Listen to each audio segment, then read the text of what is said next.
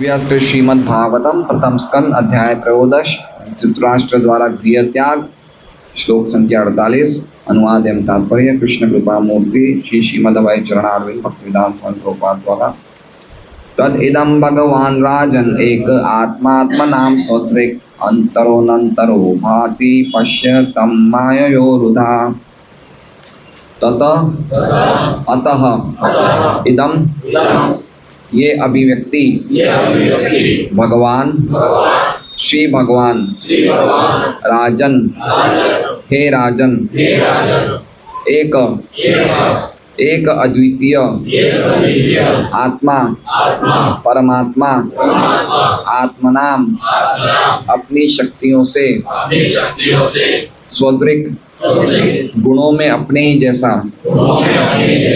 अंतर बाहर अनंतर अंदर तथा अपने द्वारा भांति प्रकट करता है पश्य देखो तम उन्हें ही माया विभिन्न शक्तियों के प्राकट्य से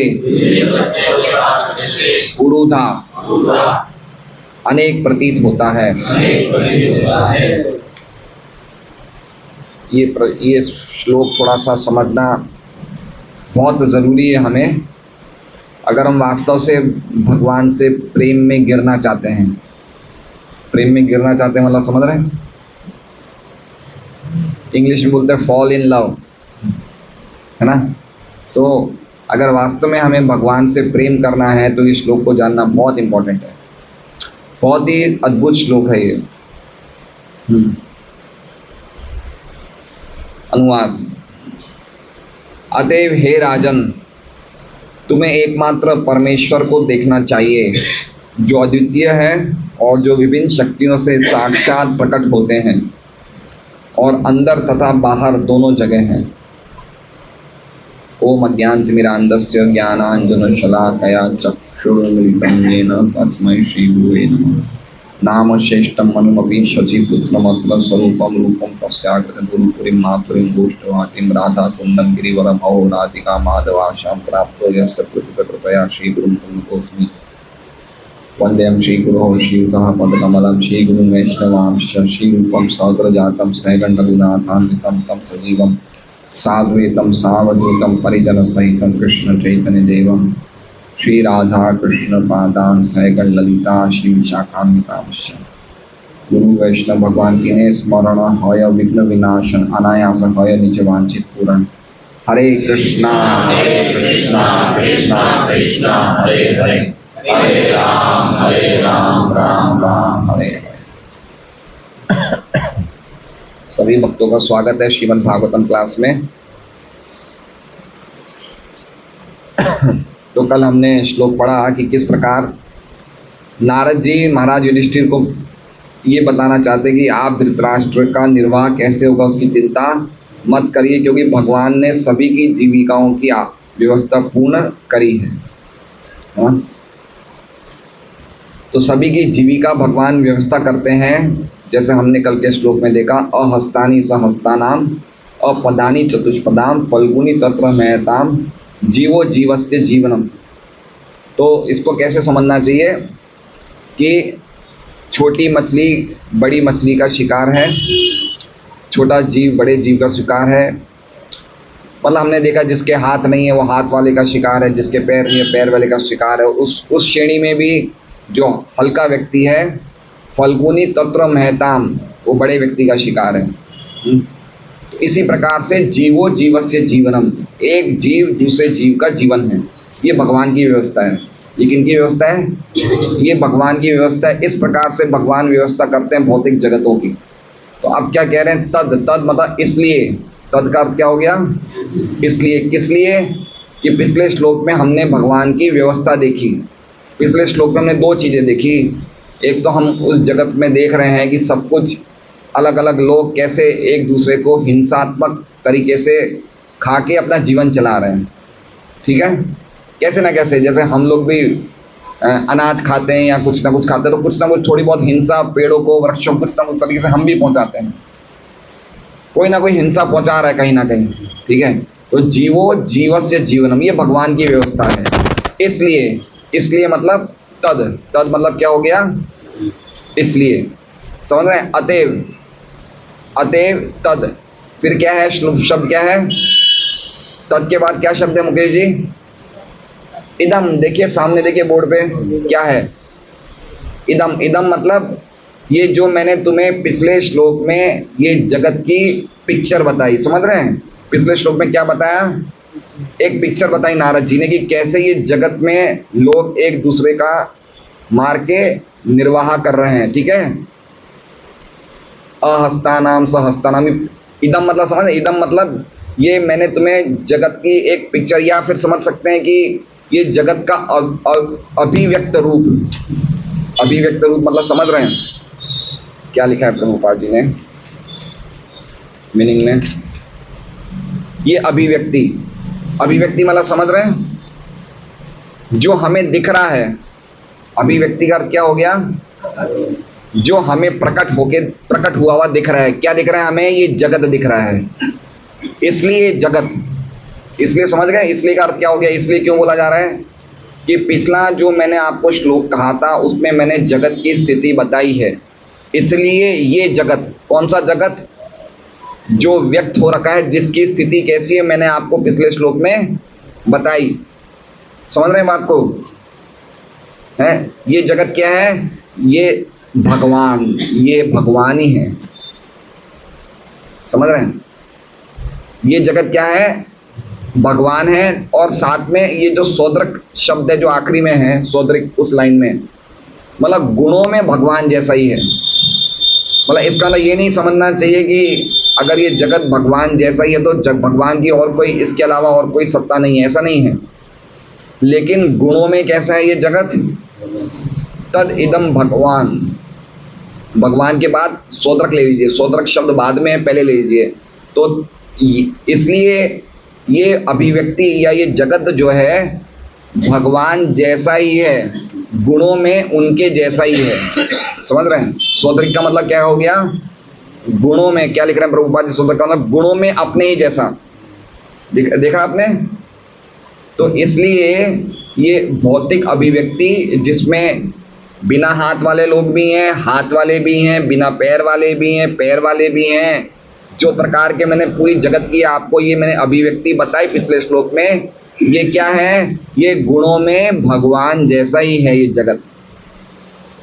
क्यों, क्योंकि ये जगत की सत्ता भगवान को, भगवान से स्वतंत्र नहीं है।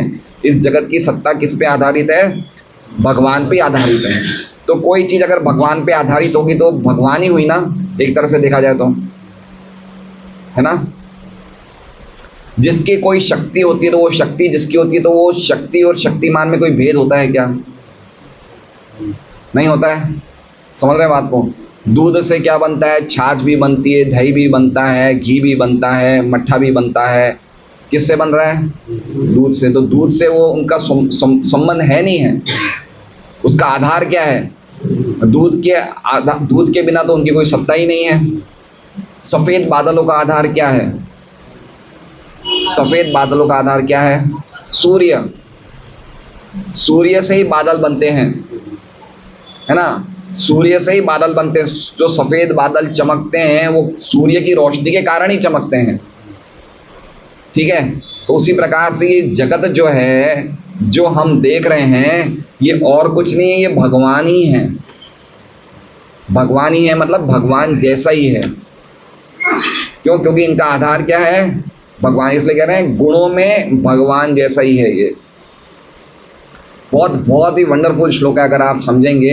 एक उदाहरण से समझिए, जैसे मान लीजिए कि अंकित और इनकी वाइफ आई है क्या आज, ये दोनों मंदिर में जाते हैं दर्शन करने, ठीक है।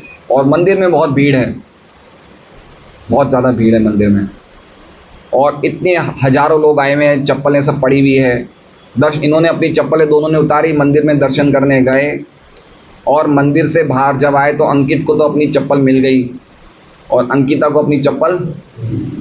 अब चप्पलें कितनी पड़ी है, हजारों चप्पलें पड़ी हैं, लेकिन अंकित किसकी चप्पल ढूंढ रहा है, अंकिता की ही चप्पल ढूंढ रहा है। तो अंकित चप्पल का प्रेमी है, अंकिता का प्रेमी है? अगर चप्पल का प्रेमी तो कोई भी उठा लेता। समझ रहे बात को? अगर चप्पल का ही प्रेमी होता तो कोई भी उठा लेता, लेकिन उसने अंकिता की चप्पल ही क्यों ढूंढ रहा है? क्योंकि उस चप्पल का अंकिता से संबंध है। समझ रहे हैं? इसको और अच्छी तरह समझा है। जैसे मान लीजिए कि लक्ष्मी नरसिंह प्रभु गांव से आ रहे हैं और उनकी वाइफ शास्त्रमयी माता जी सूरत में ही हैं, वो चामुंडा रेसिडेंसी में। तो उनकी ट्रेन सुबह 8 बजे की आएगी सूरत में, 7:45 7:30 बजे की ट्रेन सूरत आती है गांव से। तो शास्त्रमयी माता जी ने बोला कि थे यहाँ कर जो कि थे सीधा बठी पूग जा जो भागवतम क्लास में, मैं अठे से पूग जाशू, थे बटे से पूग जाशू हैं कि आप सीधा स्टेशन से कहाँ जाना? इन्होंने शास्त्रमयी माता जी ने बोला भागवतम क्लास में आ जाना और मैं सीधा चामुंडा से वहां पहुंच जाऊंगी, दोनों वहीं मिल लेंगे। अब ठीक है, अब शास्त्रमयी माता जी अगर पक्की पतिव्रता स्त्री होगी तो जैसे ही वो गोपाल नगर में घुसेगी उसके पहले ही वो लक्ष्मी नरसिंह प्रभु की चप्पल देखेगी, और चप्पल देखते ही उनको चप्पल का स्मरण हो गया, लक्ष्मी नरसिंह प्रभु का स्मरण होगा। उनको चप्पल का स्मरण नहीं, उनको किसका स्मरण होगा? क्यों? क्योंकि उनको किससे प्रेम है? ठीक है, देख रहे हैं चप्पल लेकिन स्मरण किसका हो रहा है? क्यों? क्योंकि लक्ष्मी नरसिंह प्रभु की एक शक्ति है चप्पल, लेकिन उसको देखते ही उनको स्मरण लक्ष्मी नरसिंह प्रभु का हो गया। तो जो भगवान के प्रेमी भक्त होते हैं वो देखते हैं जगत को, लेकिन स्मरण किसका होता है? भगवान का। क्योंकि जगत क्या है? ये भगवान की ही अभिव्यक्ति है, तो एक तरह से ये भगवान से नॉन डिफरेंट है, भगवान से अभिन्न है, क्योंकि जो कुछ भी इस जगत का आधार है वो कौन है? भगवान है। तो नारद जी ये बोलना चाहते हैं युधिष्ठिर को कि अगर ये तुम पूरे जगत को देखोगे, जो जो इसमें गड़बड़ियां ऐसे ऐसे हो रही है, तो तुम भ्रमित हो जाओगे। इसलिए इसको मत देखो। ये क्या है? ये जो जगत है ये क्या है? ये भगवान जैसा ही है गुणों में। समझ गए बात को? तद इदम भगवान राजन। राजन क्यों बोल रहे हैं उन्हें? क्योंकि आप अधिकारी हो। ये जो मैं तुम्हें ज्ञान दे रहा हूँ युधिष्ठिर, ये कोई सामान्य लोगों के लिए ज्ञान नहीं है, ये कोई लच्चू पच्चू लोगों के लिए, लल्लू पंजू लोगों के लिए ज्ञान नहीं है, ये बहुत ही अति रहस्यमय ज्ञान है। इसलिए तुम अधिकारी हो, तुम इस दुनिया को चला रहे हो, इसलिए तुम कौन हो? राजन। इसलिए राजन बोलने के मतलब से नारद जी ये बोलना चाहते हैं कि ढंग से समझो भाई, तुम्हारी एक बहुत बड़ी जवाबदारी, लोगों को चलाना है तुम्हें, इसलिए मैं तुम्हें ज्ञान दे रहा हूँ। है नहीं गीता जी में एवं परंपरा प्राप्त युम राजर्षियो विदु, कि ये मैंने ज्ञान राजर्षियों को दिया था, विवस्वान मनु को दिया था, सूर्यदेव विवस्वान को। तो राजन का क्या कह रहे हैं कि तुम समझो, जो मैं तुम्हें समझा रहा हूँ ये ज्ञान बहुत ही जरूरी है जानना। ठीक है, तो पहली लाइन समझ गए हम लोग, तद इदम भगवान राजन और सौद्रक। अब एक आत्मात्म नाम, एक मतलब भगवान एक ही है। देखिए वर्ड मीनिंग क्या लिखा हुआ है एक का? एक अद्वितीय, मतलब भगवान के अलावा कोई द्वितीय वस्तु नहीं है, है ना। इसे इंग्लिश में बोलते हैं वन विदाउट अ सेकंड। अद्वितीय, द्वितीय मतलब समझ रहे हैं? दूसरा, और अद्वितीय मतलब एक ही है, उनके अलावा दूसरा कोई नहीं है। तो ये जगत क्या है? ये जगत में खाली जो दिख रहा है वो क्या दिख रहा है? खाली भगवान ही दिख रहा है, उनके अलावा कुछ नहीं दिख रहा है ना। वो भगवान कैसे हैं? वो अद्वितीय है। दूसरा कोई व्यक्ति भगवान के अलावा है नहीं, दूसरा कोई पुरुष भगवान के अलावा है नहीं। जो कुछ भी है वो क्या है? भगवान की शक्तियां हैं। अद्वितीय का अर्थ क्या हो गया? कि एकमात्र कृष्ण ही पुरुष है, बाकी जो कुछ भी है वो भगवान की शक्तियां हैं, इसलिए कहा जाता है अद्वितीय। एक आत्मात्मनाम स्वदृक। अब इसमें आत्मात्मनाम में दो शब्द हैं, एक है आत्मा, एक है आत्मना। ठीक है, देखिए वर्ड मीनिंग में देखिए, एक है आत्मा और एक है आत्मनाम। तो जो हमें दिख रहा है वो क्या है? तो कह रहे हैं परमात्मा। आत्मा, पहला आत्मा का वर्ड क्या हुआ? परमात्मा। और आत्मा नाम का मतलब क्या हुआ? वो अपनी शक्तियों से। परमात्मा एक ही वो व्यक्ति हैं, एक ही अद्वितीय पुरुष हैं वो, और वो परमात्मा आत्मनाम अपनी शक्तियों से, अपनी शक्तियों से क्या करते हैं? तो कह रहे हैं अंतरो नंतरो। अंतरो मतलब बाहर, और अनंतरो मतलब अंदर। तो बाहर भी वही हैं और अंदर भी वही हैं। समझ रहे हैं? बाहर कैसे वो है? अंदर तो क्या है, भोक्ता के रूप में। भोक्ता कौन है अंदर? शरीर के अंदर कौन जो नहीं दिखता है वो कौन है अंतर? आत्मा और परमात्मा, ये कोई अंदर हो गए। और बाहर क्या चीजें हैं? जड़ चीजें हैं, जिनका भोग कौन कर रहा है? जीव कर रहा है। तो एक हो गया भोक्ता, एक हो गया भोग्या। अंदर कौन है? भोक्ता। और बाहर कौन है? भोग्या। तो ये क्या कह रहे हैं कि वही परमात्मा अपनी शक्तियों से अंदर भोक्ता के रूप में, बाहर भोग्या के रूप में भांति, भांति मतलब प्रकट होते हैं। भांति मतलब क्या हुआ? भांति का अर्थ क्या दिखा है? प्रकट करते हैं। समझ गए बात को? तो कौन है सब जगह? भगवान है। पॉइंट समझ रहे हैं? मुश्किल श्लोक है बहुत मुश्किल है, लेकिन समझना चाहिए। देखिए बहुत सरल है समझना। ये जगत, जो भौतिक जगत हम देख रहे हैं, हे राजन, ये भगवान जैसा ही है। ठीक है, ये एक पहले भी आया था, इदम ही विश्वम भगवान विवेतरो। ये पहले स्कंद में दूसरे तीसरे अध्याय में भी आया था, जब नारद जी व्यास जी को बोल रहे थे ये विश्व में है, ये विश्व जो है भगवान जैसा ही है, लेकिन फिर भी भगवान नहीं है। तो वही चीज यहाँ समझाई जा रही है कि ये जगत में जो कुछ भी हम देख रहे हैं, अल्टीमेटली सब कुछ भगवान जैसा, भगवान ही है एक तरह से, क्योंकि वो उनका जो आधार है वो कौन है? भगवान है। सूर्य की चिंगारी का आधार कौन है? सूर्य है। तो सूर्य की चिंगारी तो सूर्य से अलग नहीं है ना, है ना? तो उसी प्रकार से जगत का सोर्स कौन है? भगवान है। तो कैसे, किस तरह से जगत प्रकट होता है? दो तरह से, अंदर तो जीव के रूप में और बाहर चीजों के रूप में। ठीक है, तो दोनों चीजें कौन है? भगवान ही है। जीव कौन है? जो अंदर भोगता है वो कौन है? वो भगवान की पराशक्ति है। और बाहर जो भोग्य है वो कौन है? वो भगवान की अपराशक्ति है। भूमि, जल, अग्नि, वायु, आकाश। अब जैसे मान लीजिए कि अमरा राम जी ने अपने घर की सुबह मोटर चालू करी। क्या चालू करी? पानी की मोटर चालू करी। तो अब इसमें इनका क्या फंक्शन है? इन्होंने बटन दबाया, तो ये क्या हुए? ये भोगता हुए। और मोटर क्या है? जड़ तत्वों से बनी। तो ये क्या हो गई? दोनों चीजें किसकी शक्ति है? भगवान की। तो भगवान ही तो प्रकट हो रहे हैं भोक्ता और भोग्या के रूप में। अल्टीमेटली कौन प्रकट हो रहे हैं? भगवान ही हो रहे हैं, क्योंकि भगवान अगर नहीं होंगे तो ना तो ये बटन दबा पाएंगे, ना ही वो चीज होगी। तो अल्टीमेटली सत्ता कौन है? सत्ता किसकी है? भगवान की है। समझ रहे हैं? तो अंतरो नंतरो भांति। अंतरो मतलब बाहर और अनंतर मतलब अंदर। भांति मतलब वो ही प्रकट हो रहे हैं। अंदर बाहर समझ गए? अंदर कौन है? जीवात्मा। बाहर कौन है? जड़ वस्तु। दोनों कौन है? भगवान की शक्तियां हैं। तो भगवान अपनी शक्ति द्वारा ही तो प्रकट हो रहे हैं। इसलिए भांति मतलब प्रकट होते हैं। अब आगे क्या कह रहे हैं? पश्यतम, जो दो शब्द हैं उनको बाद में ले लीजिए, पहले मायोरुधा। तो ये बता रहे हैं कि मायोरुधा, वो अपनी माया शक्ति के द्वारा उरुधा, उरुधा मतलब अनेक रूपों में प्रस्तुत होते हैं, अनेक रूपों में प्रकट होते हैं। उरुधा मतलब समझ रहे हैं? बहुधा। बहुधा सुना है शब्द? बहुधा मतलब बहुत सारे। तो अनेक रूप मतलब कैसे हो गए? मनुष्य हो गए, पशु हो गए, पक्षी हो गए, ऋषि हो गए, देवता हो गए, जलचर हो गए। ये सब क्या है? अनेक अनेक रूप हैं। तो अपनी माया शक्ति द्वारा भगवान अनेक रूपों में प्रकट होते हैं। इसका मतलब ये नहीं कि वो चीजें भगवान हैं, समझिए बात को, पॉइंट को। लेकिन वो चीजों का जो कुछ भी हम देख रहे हैं उनका अल्टीमेटली सब्सटेंस कौन है? भगवान। समझ गए बात को? माया उरुधा। उरुधा मतलब समझ गए? अनेक प्रतीत होते हैं। लिखा है शब्द में अनेक प्रतीत होते हैं। अनेक मतलब हमें दिख रहा है कि ये चींटी है, ये खरगोश है, ये हाथी, अनेक दिख रहे हैं, लेकिन अल्टीमेटली कौन है? एक अद्वितीय भगवान ही है। वो ही अपनी शक्तियों को प्रकट कर रहे हैं।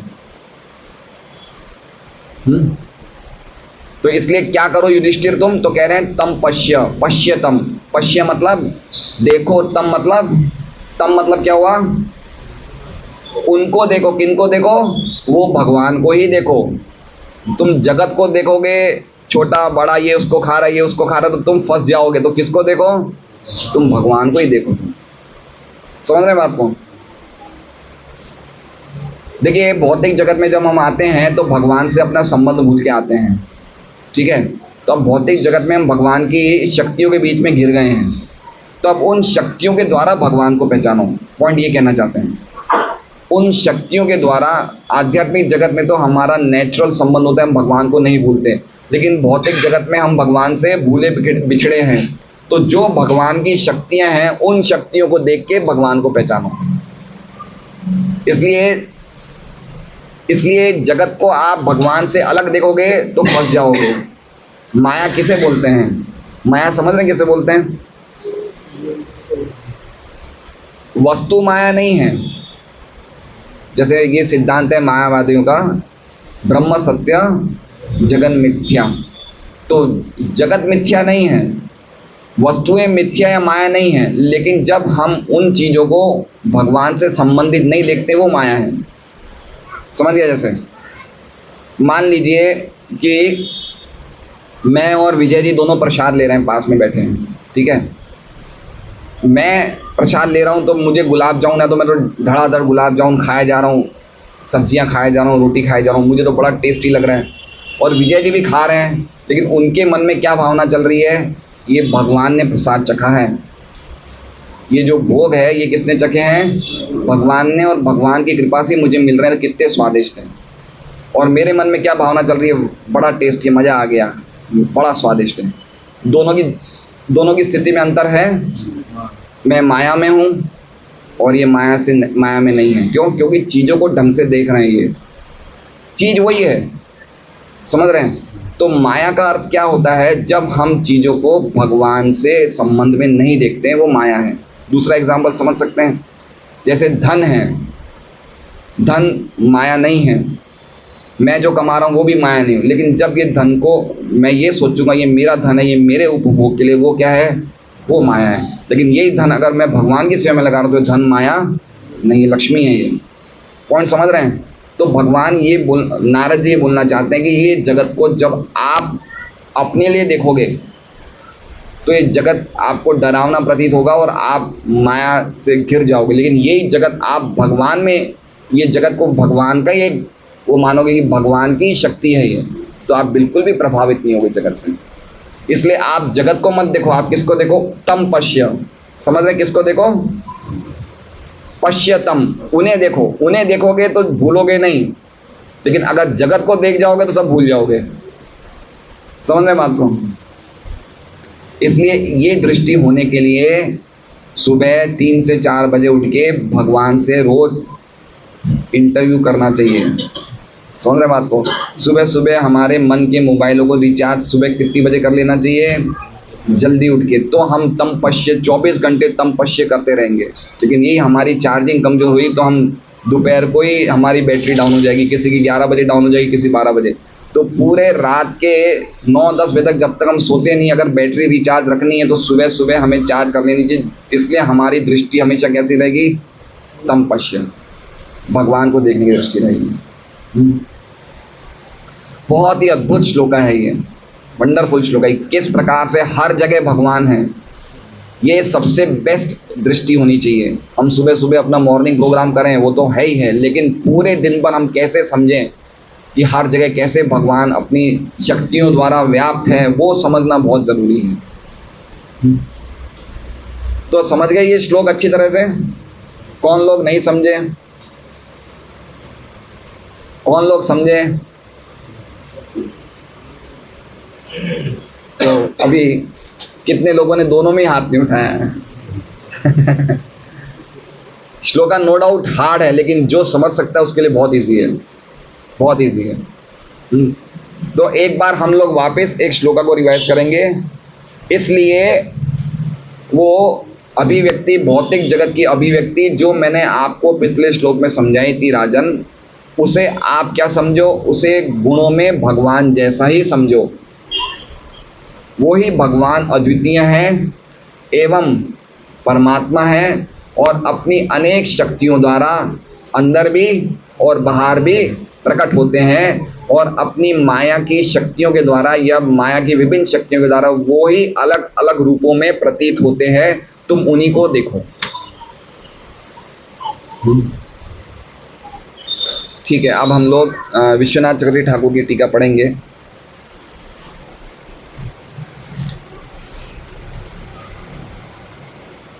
अब देखिए, विश्वनाथ चक्रवर्ती ठाकुर एक थोड़ा सा बहुत सुंदर अर्थ बता रहे हैं, वो भी हमें समझना चाहिए।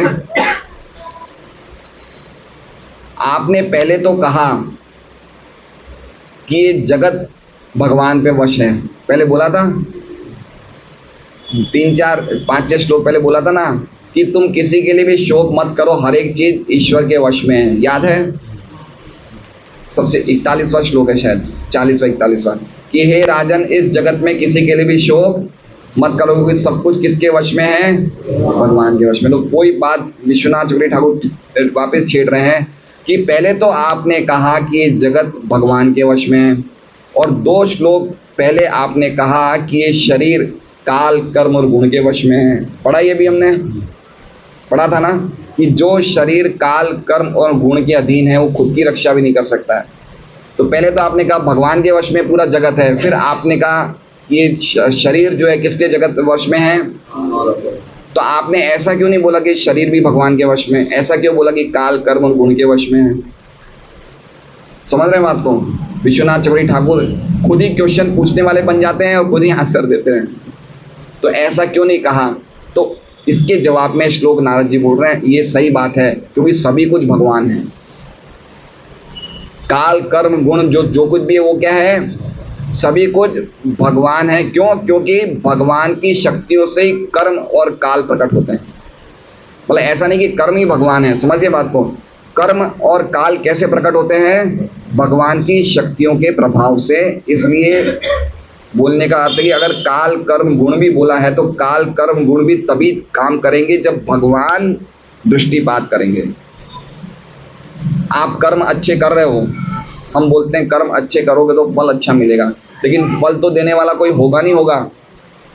कोई तो ऐसा व्यक्ति होगा जो डिसीजन ले रहा है कि इसको कैसा फल देना चाहिए, या अपने आप ही फल मिल रहे हैं। जैसे कर्म मीमांसा के जो थियरी वाले हैं वो क्या बोलते हैं? भगवान कुछ नहीं है, आप कर्म अच्छे करो अच्छा फल मिलेगा। ये उनकी फिलॉसफी है। खराब कर्म करोगे खराब फल मिलेगा, अच्छे कर्म करोगे अच्छे फल मिलेगा। कर्म ही पूजा है, भगवान कर्म ही भगवान है, लेकिन वो फल देने वाला तो कोई व्यक्ति है नहीं है, उस चीज को वो निग्लेक्ट कर देते हैं। तो समझ रहे हैं, काल कर्म गुण ये सब जो भी है ये सब भगवान की शक्तियों का ही प्रभाव है। ये इस श्लोक में नारद जी बोलना चाहते हैं, ऐसा विश्वनाथ चक्रवर्ती ठाकुर बता रहे हैं। आगे बता रहे हैं भगवान ही ये जगत है। इदम, इदम मतलब भगवान ही ये जगत है। भगवान अपनी स्वरूप शक्ति परमात्मा रूप में स्वरूप शक्ति से प्रकट होते हैं, और वो ही सभी जीवों के आत्मा है। उसको क्या शब्द से बोला गया है? आत्मनाम। समझ रहे हैं? पहला शब्द क्या है? आत्मा। आत्मा के बाद दूसरा शब्द क्या है? आत्मनाम। तो भगवान अपनी स्वरूप शक्ति से परमात्मा मतलब आत्मा के रूप में प्रकट होते हैं। और दूसरा आत्मनाम का अर्थ बता रहे हैं सभी जीवों के भी आत्मा कौन है? भगवान ही है। तो अंदर कौन हुए? भगवान ही हुए। ठीक है, आगे क्या कह रहे हैं? वो सौदरिक है। और सौदरिक का अर्थ इन्होंने क्या बताया कि स्वयं प्रकाश, उनको प्रकाश करने वाला, उनको प्रकाश देने वाला वो स्वयं प्रकाश है। वो क्या अर्थ है? सौदरिक। मतलब समझ रहे हैं, अभी रात को हमें कुछ दिखता नहीं है तो हमें बाथरूम में लाइट खोलनी पड़ती है ना, हम स्वयं प्रकाशित हैं नहीं। हमें किसी को कोई हमें ज्ञान देगा तो ही तो हमारी आंखें खुलेगी। हमें खुद ज्ञान मिल जाएगा क्या? नहीं मिलेगा। तो हम स्वयं प्रकाश नहीं है, हम सौदरिक नहीं है। लेकिन भगवान क्या है? स्वयं प्रकाश है। उनको जो कुछ भी मिलता है सब अपने द्वारा ही मिल जाता है उन्हें। उन्हें किसी और से प्रकाश लेने की आवश्यकता नहीं है। और वो जीव है। जीव मतलब अंतरः, वो भोक्ता के रूप में जीव है, और सुख और दुख के रूप में वो अनंतरः है। समझ रहे हैं इसका मतलब? इसका मतलब जो बाह्य जगत में हमें सुख और दुख मिल रहे हैं, वो और सुख दुख क्या है? वो भी भगवान ही है। समझ रहे हैं इस बात को? सुख दुख की व्यवस्था कौन करता है? भगवान कर रहे हैं। सुख दुख मिलते कैसे हैं? सुख दुख मिलते कैसे हैं? 2.14 पढ़िए गीता जी में। सुख दुख क्यों मिलते हैं? अभी मान लीजिए कि क्या कहते हैं, कबीर प्रभु गरम गरम दाल पी लेंगे तो इनकी जीभ जलेगी ना। तो कैसे इनको दुखी क्यों हुए? मात्रा स्पर्शास्तु कौनतेय, जब इंद्रिय विषय को छुएंगी तो सुख भी मिलता है, दुख भी मिलता है। तो इंद्रिय और इंद्रिय विषय क्या है? ये भी भगवान की शक्तियां हैं। तो सुख और दुख भी जो हम भोग रहे हैं वो भी क्या है? वो भी भगवान है। बहुत वंडरफुल श्लोक है ये, देखिए क्या अद्भुत श्लोक है। अगर इस तरह से हमारी दृष्टि हो जाएगी तो हम जगत में, आप समझिए बिल्कुल हम लोग जो हैं निर्विकल्प घूमेंगे, निर्विकार घूमेंगे, किसी से अटैचमेंट नहीं होगा। फिर आगे बता रहे हैं कि भगवान अपनी 3 शक्तियों द्वारा प्रकट होते हैं, स्वरूप शक्ति, जीव शक्ति और माया शक्ति। तो अल्टीमेटली कौन है वो भगवान? ये स्वरूप शक्ति मतलब खुद का स्वरूप के द्वारा शक्ति कौन सी? जो उनकी पर्सनल पोटेंसी बोलते हैं, अंतरंगा शक्ति, उससे वो खुद प्रकट होते हैं।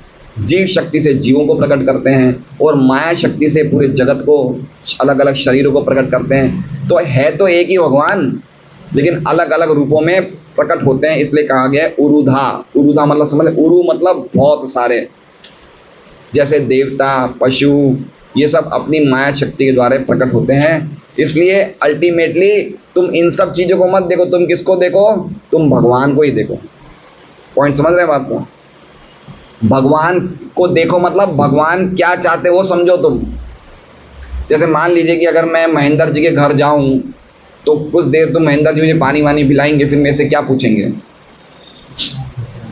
कैसे आना हुआ, पूछेंगे ना।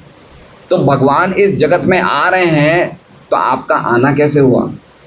तो समझ, तम पश्यो का मतलब समझ रहे हो? देखो मतलब समझो कि वो क्यों आना चाह, क्यों, उनका उद्देश्य क्या है, पर्पस क्या है उनका आने का। देखो, देखो का अर्थ क्या हो गया है कि समझो कि कृष्ण क्यों आना चाहते हैं और उनका पर्पस क्या है।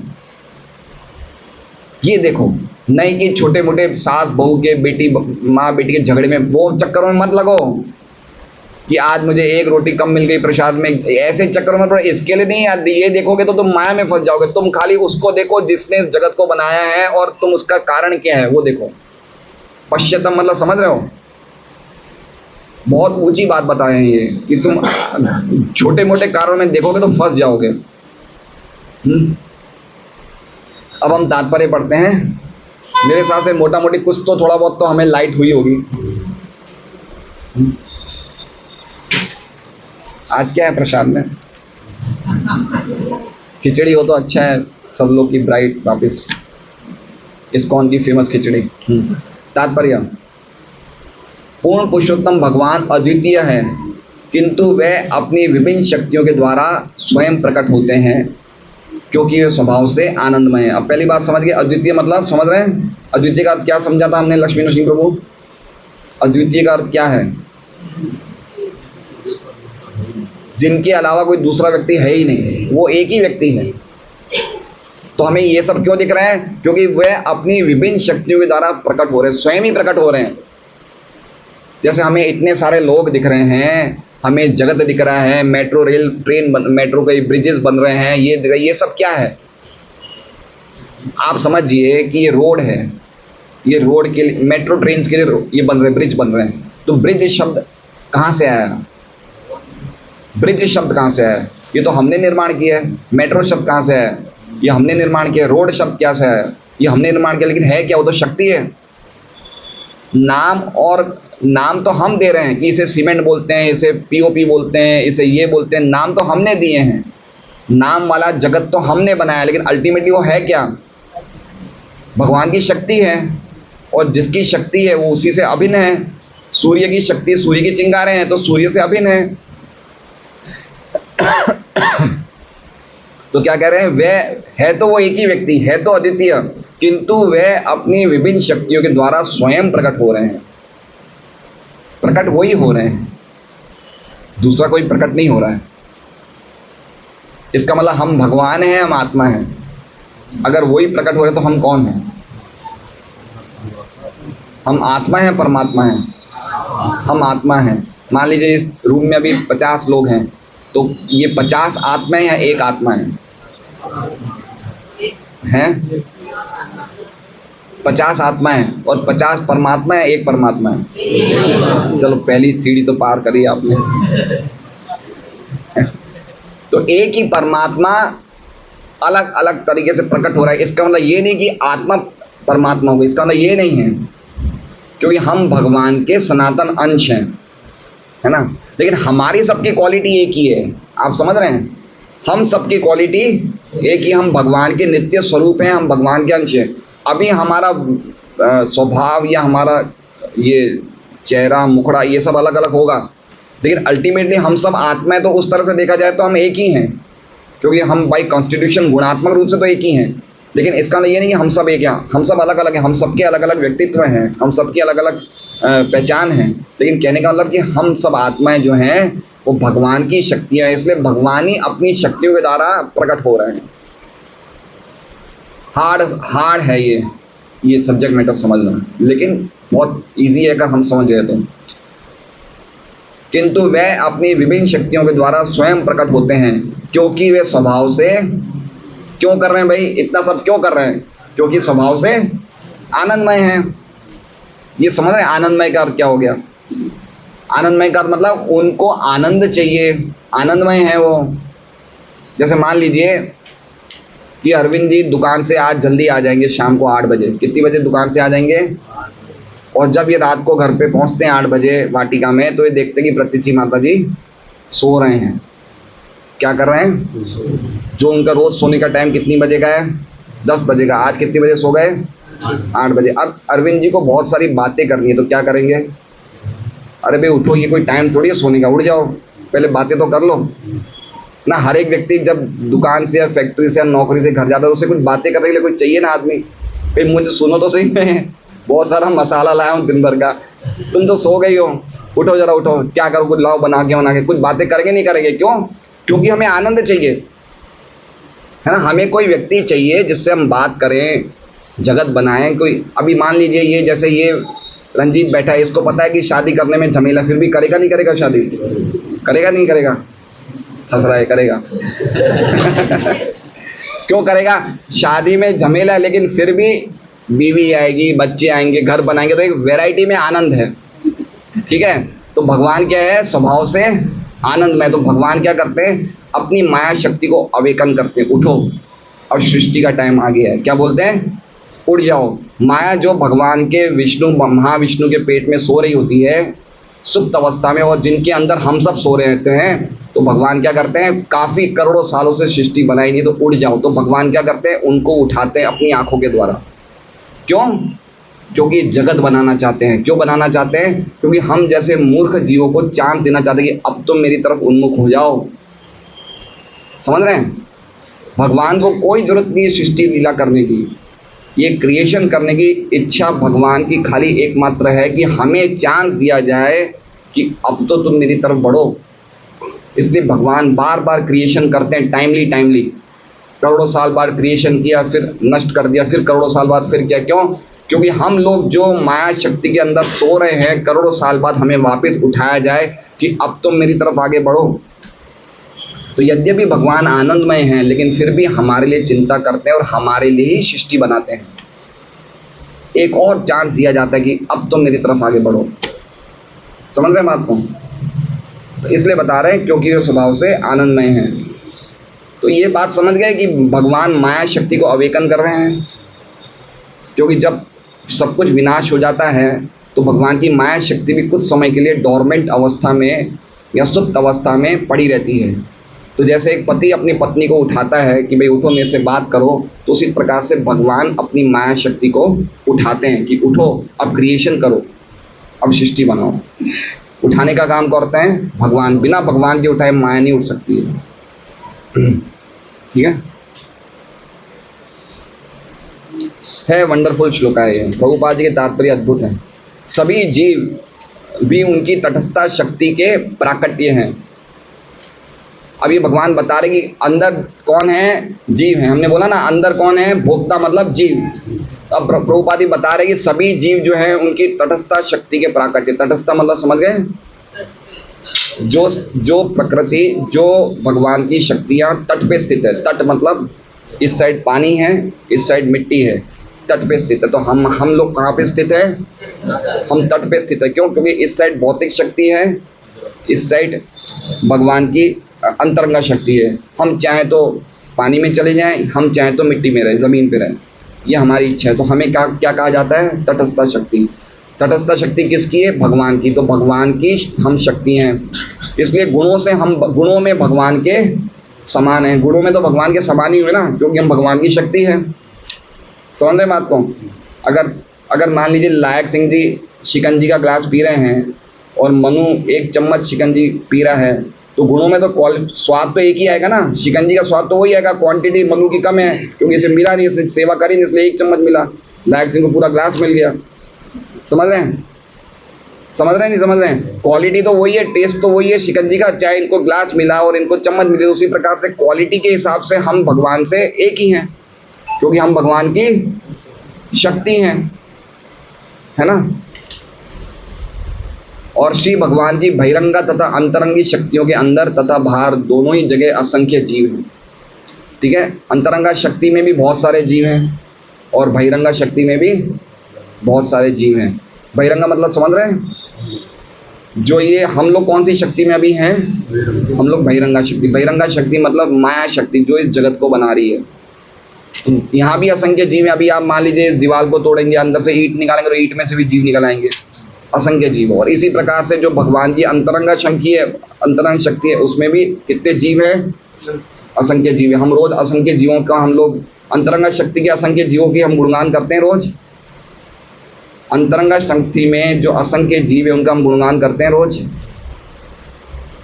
अनंत कोटि वैष्णव वृंद की अनंत कोटि। कितने हैं जीव? कितने हैं? अनंत। और कोटि अनलिमिटेड करोड़ों वैष्णव को हम प्रणाम करते हैं। तो वो कौन है? वो अंतरंगा शक्ति के जीव हैं। हम लोग कौन हैं? हम लोग झपकी वाले जीव कौन से हैं? हम सब बहिरंगा शक्ति के जीव हैं। ठीक है, तो ये दोनों जीव असंख्य हैं। चूंकि आध्यात्मिक जगत भगवान की अंतरंगी शक्ति की अभिव्यक्ति है, अतएव जो जीव उस अंतरंगी शक्ति के अंदर हैं वे बहिरंगा शक्ति से दूषित हुए बिना गुण में भगवान के समान ही हैं। ये पॉइंट समझ रहे हैं बात को? जो भगवान की अंतरंगा शक्ति में हैं वो बहिरंगा शक्ति से दूषित। हम लोग बहिरंगा शक्ति से दूषित होते हैं क्या? हम लोग होते हैं दूषित? दूषित है ना हम। उसकी क्या लक्षण है? मैं ये शरीर हूँ। क्या लक्षण है? हम दूषित है, उसका क्या लक्षण है? मैं ये शरीर हूँ, ये प्रॉपर्टी मेरी है, ये बच्चे मेरे हैं। इसका मतलब हम बहिरंगा शक्ति के द्वारा पॉल्यूटेड हैं, हम दूषित हैं। हमारी असली पहचान हम भूल गए हैं। असली पहचान हमारी कब बनी रहती है? जब हम भगवान की अंतरंगा शक्ति में रहते हैं, तब हम लोग कभी भूलते नहीं हैं। लेकिन जैसे ही हम बहिरंगा शक्ति में आते हैं हम भूल जाते हैं। ठीक है।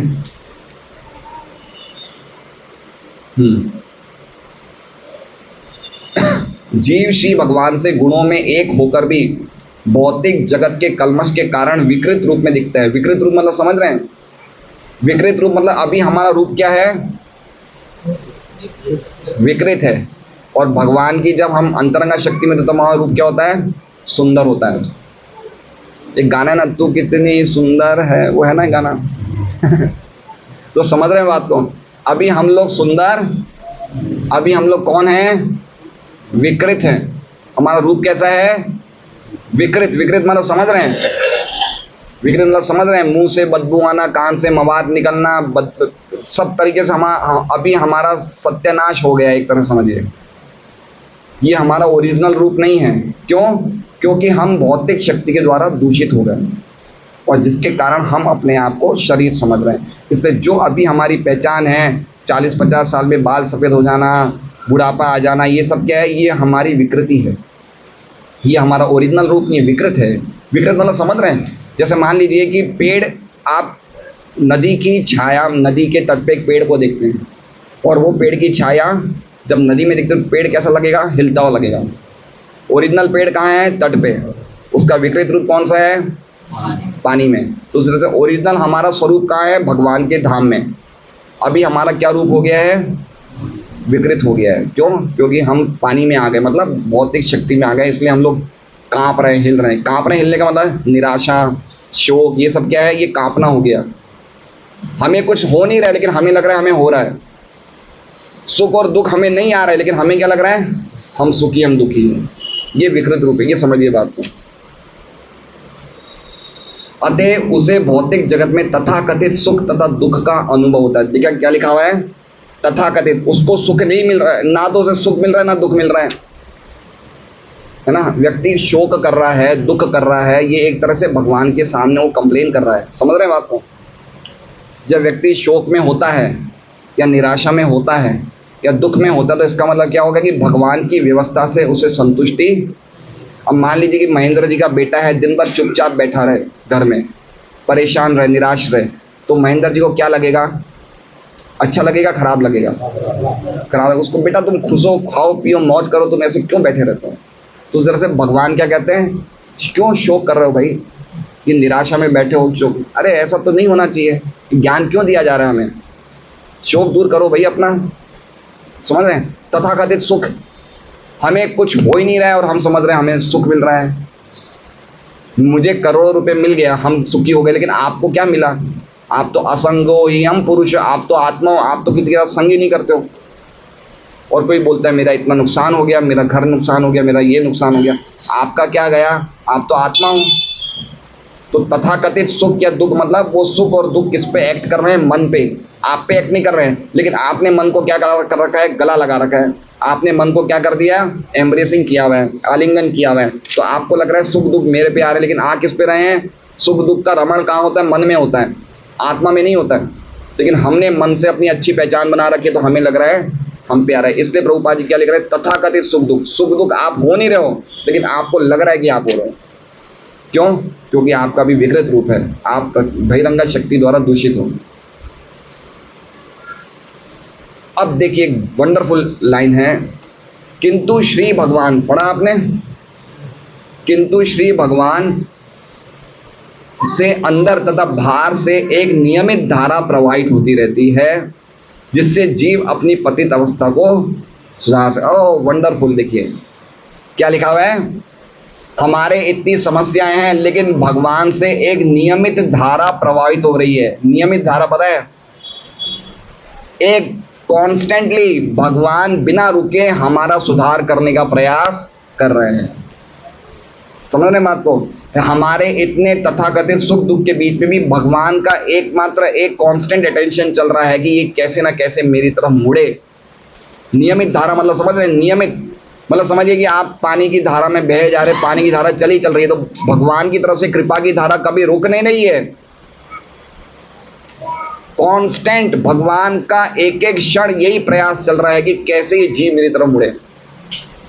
कितना वंडरफुल! क्या क्यों क्यों कर रहे हैं? जिससे कि हम अपनी पतित अवस्था को सुधार सकते हैं। क्या लाइन लिखी है? हमें लगता है भगवान हमारा ध्यान नहीं रख रहे हैं। एवरी स्टेप, हर क्षण भगवान की ये इच्छा है कि ये फालतू में तथाकथित सुख दुख में पड़ा हुआ है, ये मेरी तरफ कब मुड़ेगा, कब मेरी तरफ देखेगा, तम पश्य कब करेगा ये। और उसके लिए पूरा प्रयास कर रहे हैं भगवान। कैसे प्रयास कर रहे हैं? तो कह रहे हैं अंदर से वे अंतर्यामी परमात्मा के रूप में इच्छा करने वाले जीवों को सुधारते हैं। अब इसमें प्रभुपाद जी देखिए वो अंदर और बाहर का अलग मत ले लिया इन्होंने। इसमें क्या लिखा है? अंतरो अनंतरो। तो अंदर से भगवान पहले तो भोक्ता के रूप में भी हैं, अब क्या कह रहे हैं? परमात्मा के रूप में हमें हमेशा कुछ ना कुछ समझाते रहते हैं। परमात्मा रूप में, अंतर्यामी परमात्मा रूप। और बाहर से कैसे समझा रहे हैं? गुरु तथा शास्त्र के रूप में अपनी अभिव्यक्ति द्वारा सुधारते रहते हैं। गुरु और शास्त्र कौन है? ये भगवान की अभिव्यक्ति है। तो गुरु बार बार हमें संदेश देते हैं, शास्त्र में संदेश देते हैं, ये जगत सही नहीं है, ये दुखालय में, अशाश्वता में, बार बार हमें संदेश मिल रहे हैं ना, है ना। तो अंदर से कैसे देते हैं? परमात्मा रूप में। बाहर से कैसे देते हैं? गुरु के रूप में, साधु के शास्त्र के रूप में, है ना। तो क्या कर रहे हैं? ये भगवान निरंतर हमें सुधार करने का प्रयास, भाई कैसे ना कैसे भागवतम क्लास में आए, कैसे ना कैसे भागवत पढ़े, कैसे ना कैसे हरिनाम करें। भगवान का निरंतर प्रयास चालू है, कभी भगवान का प्रयास रुकता ही नहीं है, क्योंकि उन्होंने सृष्टि करी ही इसलिए है। हम लोग खुद माया मुग्ध है ना, माया मुग्ध जीवे नहीं स्वतः कृष्ण ज्ञान, जीवे कृपाए कैला कृष्ण वेद पुराण। हम माया मुग्ध है तो हमें अपने आप ज्ञान नहीं होने वाला, हम सौदृक नहीं है, हम स्वयं प्रकाश नहीं है। जीवे कृपाए कैला कृष्ण, भगवान ने अपनी कृपा से हमें वेद पुराण दिए हैं कि पढ़ो पढ़ो, इसे पढ़ो, सुधार लाओ, अपने जीवन में सुधार लाओ।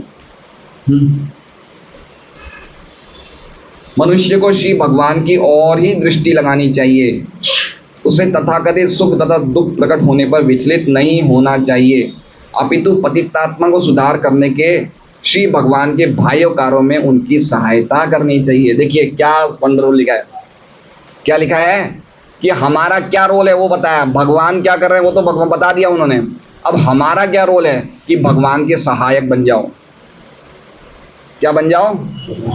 भगवान के सहायक। ये नारद जी कह रहे हैं। सहायता मतलब जैसे मान लीजिए कि एक बहुत बड़ी कंपनी है। अच्छा, पहले ये मारुति कंपनी ने किसी के साथ कोलैबोरेशन किया था गाड़ी में, सुजुकी के साथ। तो भारत का व्यक्ति मारुति गाड़ी क्यों खरीदता था? क्योंकि इसकी सहायता किसके साथ है? कोलैबोरेशन किसके साथ है? सुजुकी के साथ। अगर मान लीजिए कि अभी अंकित अच्छा व्यापार कर रहा है और इसके पास बहुत बड़ी कोई मल्टीनेशनल कंपनी आती है कि हमारे साथ काम करोगे, तो इसे कैसा लगेगा? इसके लिए एक सौभाग्य की बात है भाई, इतनी बड़ी मल्टीनेशनल कंपनी आ रही कि भाई मेरे साथ काम करोगे, है ना। अभी भगवान आ रहे और कह रहे मेरे साथ काम करोगे, समझ रहे हैं? तो कैसा लगना चाहिए हमें? मेरे साथ काम करोगे मतलब समझे कि मेरा सपोर्ट करोगे क्या प्रचार में? काम किसका है? हमारा काम नहीं है। प्रचार का काम किसका है? हमारा है, भगवान का है। हमें क्या बनना है? सहायक बनना है। समझ रहे बात को? जैसे अंकित ने उस कंपनी के साथ जुड़ गया तो इसकी इज्जत बन गई कि भाई इतनी बड़ी कंपनी के साथ जुड़ा हूं तो मेरा भी काम बन गया, समझे? उसी प्रकार से भगवान के साथ हम जुड़ जाएंगे तो क्या हो जाएगा? हमारी ख्याति बढ़ जाएगी। क्यों? क्योंकि हम भगवान का काम कर रहे हैं भाई, भगवान की सहायता में लग गए। अल्टीमेटली भगवान का उद्देश्य ही वो है, जगत को बनाई है कि भाई इनको मेरी तरफ लाना है तो मेरी सहायता करो। पॉइंट समझ रहे हैं बात को? मान लीजिए कि लक्ष्मी नरसिंह प्रभु आज प्रसाद बच गया 25 लोगों का। लक्ष्मी नरसिंह प्रभु को सेवा मिली कि भाई ये 25 लोगों का प्रसाद आप बाहर एक बैठ खड़े रहते हैं मजदूर, उनको बांट दो, ठीक है। अब वो 25 मजदूरों में से अभी अकेली थाली भी लगा रहे हैं, दाल भी डाल रहे हैं, चावल भी डाल रहे हैं, रोटी भी डाल रहे हैं और एक एक मजदूर को दे रहे हैं। अब उन 25 मजदूरों में से 2 मजदूरों ने इनकी हेल्प कर दी तो इनको कितनी सहायता मिल जाएगी? समझ रहे हैं बात को? अगर 2 मजदूरों ने देखा कि ये अच्छा कार्य कर रहा है लक्ष्मी नरसिंह प्रभु, चलो मैं भी थोड़ी इनकी हेल्प कर दूं, तो इनको कितनी सहायता मिल जाएगी। उसी तरह से हम ही सभी पतित आत्माओं से कोई व्यक्ति ऐसा बन जाए जो भगवान के काम में सहायता करे तो भगवान कितने खुश होंगे। क्या वंडरफुल बात बता रही है प्रभुपाद जी। हम इस बात को समझ नहीं रहे हैं। अभी हम खाएंगे, खाया पी के अपने काम धंधे में लग जाएंगे। हम समझ नहीं रहे कि भगवान चाहते क्या है हमसे। पॉइंट समझिए। जैसे मैंने बोला कि मैं महेंद्र जी के घर जाऊंगा तो वो पूछेंगे आपका उद्देश्य क्या है, वो उद्देश्य पूर्ति करने में उनकी उद्देश्य रहना चाहिए। तो उसी तरह से भगवान का उद्देश्य क्या है उसको पूरा करो। ये फालतू के काम सुख दुख में मत पड़ जाओ, नहीं तो तुम अटक जाओगे। तुम क्या वंडरफुल प्रभुपाद जी दे रहे हैं। इसलिए मनुष्य को भगवान की और ही दृष्टि लगानी चाहिए। दृष्टि लगानी चाहिए मतलब उनके आदेश का इंतजार करना चाहिए। जैसे मान लीजिए कि गोपाल बिन प्रभु का एक नौकर है ना। गोपाल बिन प्रभु यहाँ ऑफिस में बैठे हैं और नौकर कहाँ खड़ा है? दरवाजे पे। जैसे ही उनका इशारा होगा तुरंत ग्लास ले आऊंगा पानी का। होते ना ऐसे नौकर चाकर। सेठ ने खाली आंखों का इशारा किया और नौकर समझ गया। सेठ को कितना अच्छा लगता है। तो इसमें क्या कहा जा रहा है कि भगवान की और ही दृष्टि लगानी चाहिए, मतलब भगवान का इशारे पे समझना तैयार रहना चाहिए वो क्या चाहते हैं। भगवान चाहते क्या है मेरे से, उसके हिसाब से ही काम करना चाहिए। वो पक्का सहयोग, वो पक्का सहायक, वो पक्का सहयोगी होता है। वंडरफुल वर्ष श्लोक है दोनों। मनुष्य को भगवान की और ही दृष्टि लगानी चाहिए, उसे तथाकथित सुख तथा दुख प्रकट होने पर विचलित नहीं होना चाहिए, अपितु पतितात्मा को सुधार करने के भगवान के बाह्य कार्यों में उनकी सहायता करनी चाहिए। उन्हीं के आदेश से मनुष्य को आध्यात्मिक गुरु बनकर उनका सहयोग, ऐसे सहयोग बनना चाहिए। कैसे बनना चाहिए? आध्यात्मिक गुरु बनकर। गुरु कैसे बना जा सकता है सुरेश जी? गुरु कैसे बना जा सकता है? यारे देखो तारे कहो कृष्ण उपदेश, अमार आज्ञा गुरु है या तारे ही देश। अब समझ रहे हैं, जो व्यक्ति फोन कर रहा है, जो व्यक्ति प्रचार कर रहा है, भगवान की कीर्ति का कैसे भी कर रहा है, वो भगवान को अति प्रिय है। हैं? कोई भी व्यक्ति जो भगवान की भागवत का, गीता का, हरिनाम का, प्रसाद का कोई भी व्यक्ति प्रचार कार्य में लगा हुआ है, उससे बढ़कर प्रिय भगवान को कोई नहीं। कोई भगवान का काम है, वो तो खाली सहयोग कर रहा है। वो तो किसी को अपने निजी स्वार्थ, भौतिक लाभ या आजीविका कमाने हेतु अथवा धंधे के साधन के लिए गुरु नहीं बनना चाहिए। समझ रहे बात को? गुरु को स्माइलिंग वाला गुरु नहीं होना चाहिए। आप भी अच्छे, मैं भी अच्छा नहीं। जहां डांटने की जरूरत है वहां डांटना चाहिए। समझ रहे बात को? अगर कोई गुरु अपने शिष्य को डांटता है, चिल्लाता है और बहुत ज्यादा उसको मतलब प्रताड़ना देता है, तो उसके ये प्रेम की अभिव्यक्ति है, द्वेष की अभिव्यक्ति है? प्रेम की अभिव्यक्ति है ना। लेकिन अगर हम उसे द्वेष समझें तो ये हमारा पागलपन है, नहीं है? पागलपन है। अगर कोई भी सिंसियर गुरु होगा वो शिष्य को डांटेगा, उसको सुधारना है शिष्य को, है ना। वो उसका शिष्य को डांटना ही उसकी प्रेम है, शिष्य को डांटना ही उसका प्रेम है। वो डांट रहे, उसको चिंता है ना, इसलिए डांट रहा है ना। राह चलते आदमी को तो डांटेगा नहीं, उसको उसके लिए चिंता है तो ही तो डांट रहा है। लेकिन हम लोग बुरा मान जाते हैं, हम लोग बुरा मान जाते हैं, सत्संग में आना बंद कर देते हैं, या हमारे कुछ अलग ही हमारे कुछ कारण हो जाते हैं। तो वास्तव में हम सुधरना नहीं चाहते हैं। हमें ऐसे गुरु चाहिए जो हमें हंसे देख के और हम खुश आप खुश। ऐसे गुरु से कोई काम नहीं चलेगा। ये प्रभुपाद जी कह रहे हैं, ऐसे गुरु के बनना नहीं चाहिए। ऐसे प्रामाणिक गुरु जो भगवान को सहयोग देने हेतु भगवान की और दृष्टि लगाते हैं, वे गुणात्मक रूप से भगवान से एक ही होते हैं और भुलक्कड़ जीव केवल विकृत प्रतिबिंब मात्र होते हैं। भुलक्कड़ जीव मतलब हम भी भगवान के ही शक्तियां, लेकिन हम विकृत प्रतिबिंब। जैसे मैंने बताया, हम लोग नदी में जैसे पेड़ दिखता है। अतएव युधिष्ठिर महाराज को श्री नारद मुनि उपदेश देते हैं कि वे तथाकथित सुख तथा दुख के विषयों से तनिक भी विचलित न हो। आप इतना चिंता क्यों करो? धृतराष्ट्र महाराज का कोई ना कोई कर लेगा, आप क्यों इतना अपना वो कर रहे हो? ये बताना चाहते हैं। इससे इतना विचलित क्यों हो रहे हो आप?